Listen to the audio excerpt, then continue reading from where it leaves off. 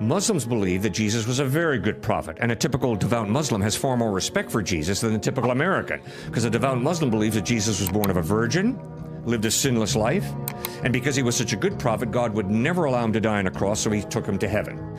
But a devout Muslim believes that Jesus is going to return a second time. They believe in Jesus as a good prophet. Repeatedly in the Quran, Muhammad says Jesus is not God. But in the New Testament, the eyewitnesses who saw and heard Christ insisted the Gospels don't claim to be written by eyewitnesses. They are all anonymous. The titles in your Gospels, the Gospel according to Matthew and so forth, were added by later editors. They were not put there by the original authors. the fact that we have over 5,000 Greek manuscripts all agreeing to an infinitesimal degree gives us an amazingly high degree of certainty that we really have what those eyewitnesses wrote. It's that simple. Wow.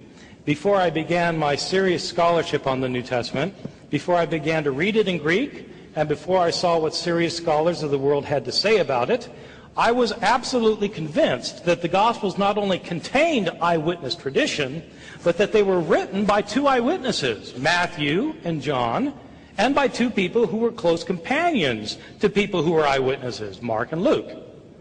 Intense research has a way of changing your mind about things.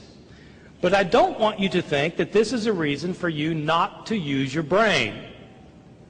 Even if you are the most hardcore, Bible-believing evangelical on the planet, you surely think that God gave you a brain.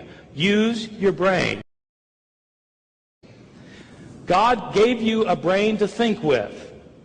Apply reason.